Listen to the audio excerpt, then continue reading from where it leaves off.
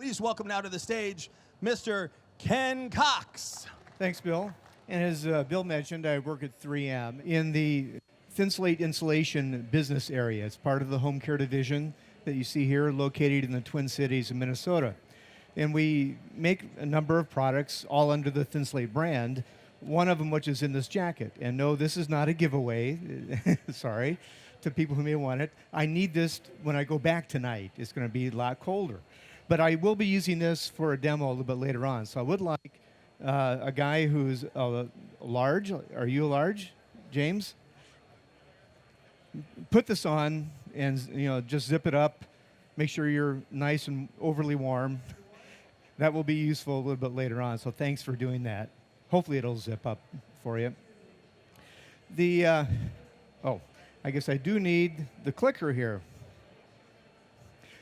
I'll be talking through a number of different items here. Obviously in Thinsulate, we're in apparel, but we're also in gloves, footwear. Some of our sister divisions at 3M like to borrow our equipment for assessing some things that they're doing. I can't speak to most of those from a proprietary standpoint, but I do have permission to talk about one from the respirator area, face masks that you've seen around even here, probably.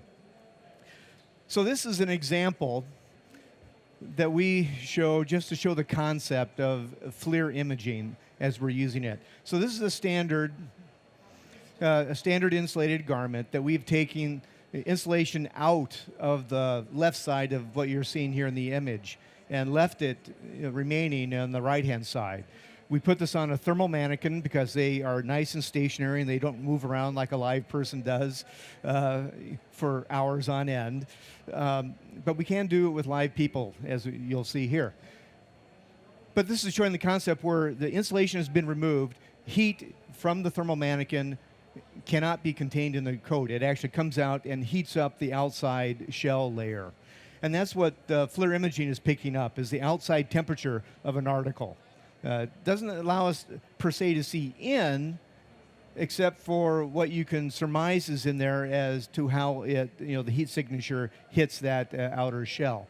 And that's important for us in working with our customers who like to leverage our laboratory to test their garments to make sure that they don't have heat leaks, or they may be looking for design improvements. They may actually be interested in comparing our product with what they had used before, which is what this company had done.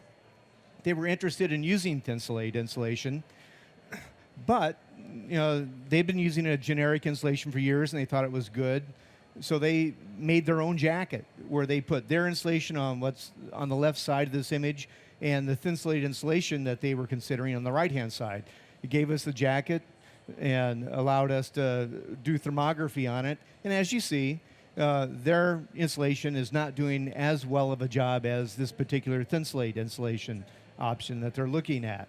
So this was all they needed to become convinced and then decided to adopt Thinsulate insulation. 3M has been a corporate sponsor of an organization called Discovery Education. This is a group that tries to get younger students in particular interested in science and engineering, mathematics types of curriculum. They came out to 3M just a couple months ago and they wanted to do a virtual field trip. We can't always bring people into our labs, but we can do in a very controlled environment, imaging and bring that out. And so they wanted to do a whole series on biomimicry, things that 3M is doing, looking at nature and animals, the plants, whatever that you find out there, and take those learnings and apply them to newer technology in 3M. There were a number of different areas of 3M that were highlighted. One of them was Thinsulate insulation, and they were highlighting our Thinsulate featherless product, which is one of our newer ones, and it's in that garment that you're wearing, James. They were comparing that to down of goose and ducks. So we were doing some investigations there and applying that to our development of this particular product. And I'm going to show you a short little clip, a portion of that virtual field trip. You've got a thermal imaging camera here. So what's this whole setup? So we're looking at the performance of a jacket. So you can see the channels here. And if you notice those lines in between, they're a different color because there's more heat escaping there. Right, because there's no down there. So what do the different colors tell us about the temperature on the thermal imaging camera? So it's a heated mannequin. So it just meant to represent our body. Right. And so where more heat is escaping, it's going to read as a higher temperature. Okay, cool. So those red and orange and yellow places are places where we're losing heat. That's so interesting. Is there any way I could try this out? Certainly.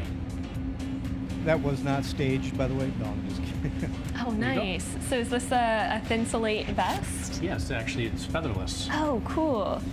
So let's see how this featherless technology works. Okay, so it's pretty purple. This is nice, it's comfortable.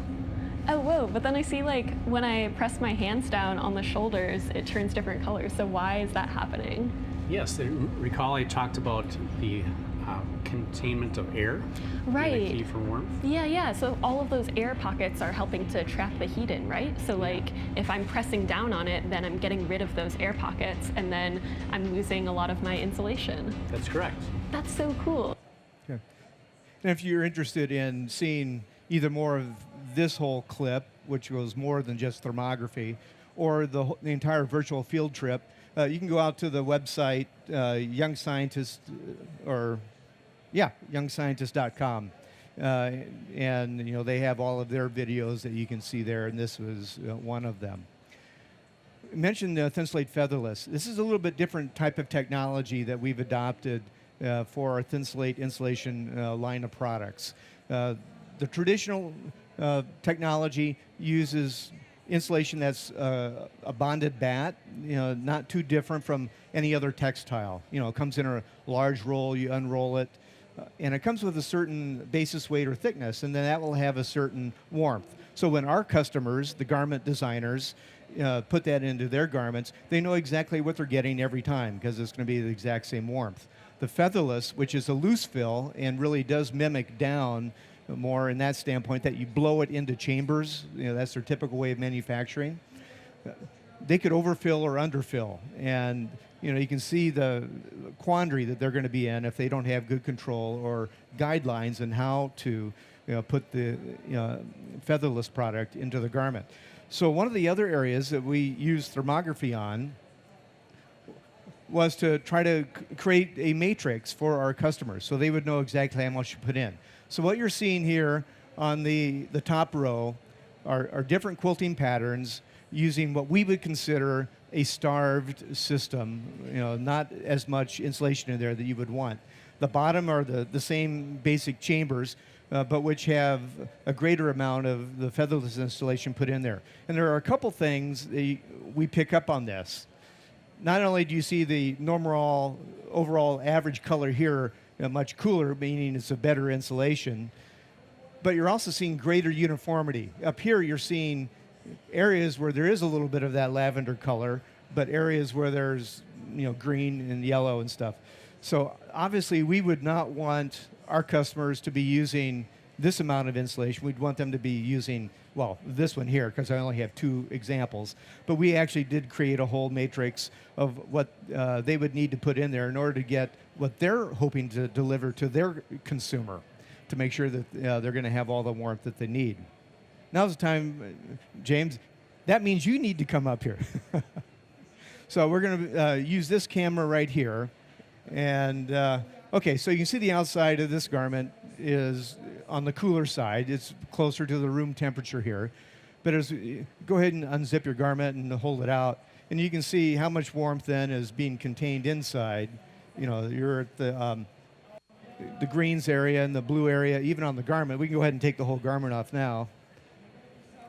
And you're probably feeling much better, right?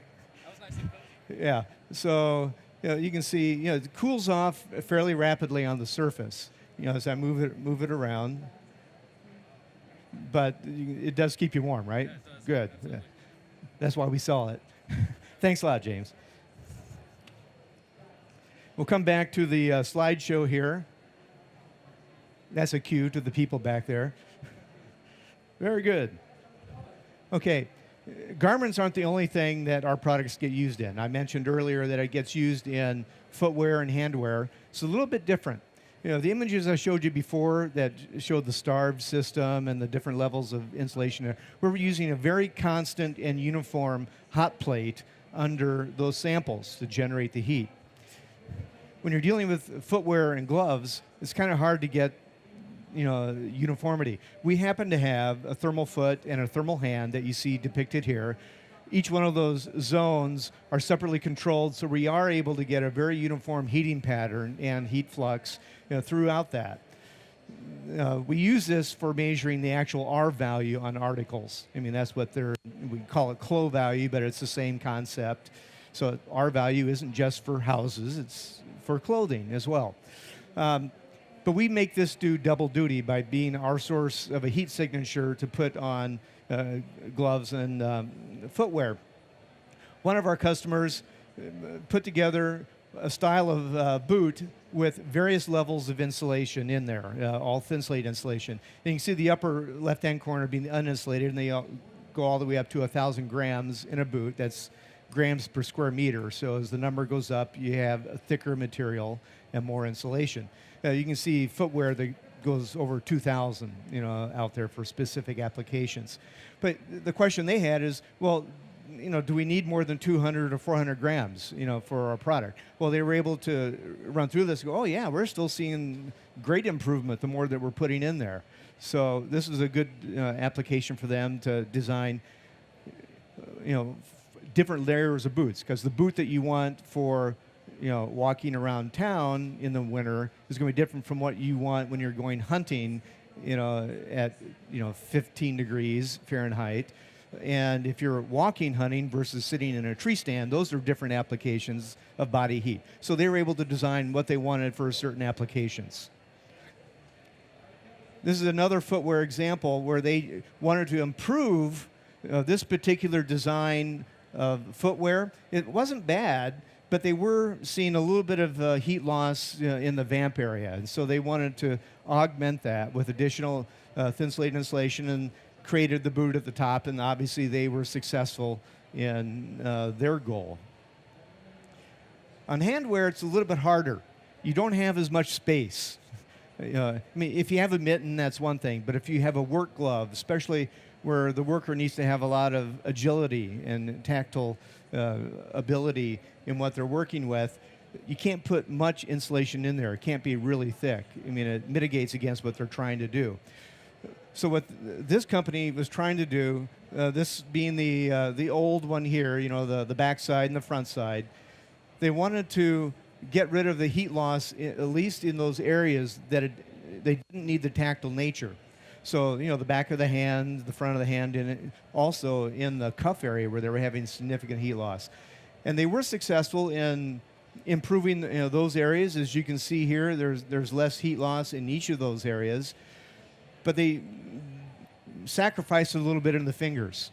You know, that wasn't their intention to do that. So they actually, upon seeing this, were able to go back and redesign one more time. It was still a lot quicker and a lot more cost effective, because we don't charge for this stuff for our customers. Rather than them having to do human field tests, you know, with 50 to 100 people under certain conditions and get feedback. I mean, they would eventually still do some of that as a touch point, but they would go out using their rightly designed product rather than having to do that multiple times. All of this has been under the auspices of Thinsulate Insulation, but as I mentioned earlier, 3M has many divisions. Other areas have interest in how do their products or processes transfer heat, and one of them is our sister division, Personal Safety Division, and they have a line, well, they have quite a few lines of respirators, but this one here on the top shows an inhale and an exhale cycle on the respirator. And as you can see, as it's heating up here, you know, the breath coming out through the respirator.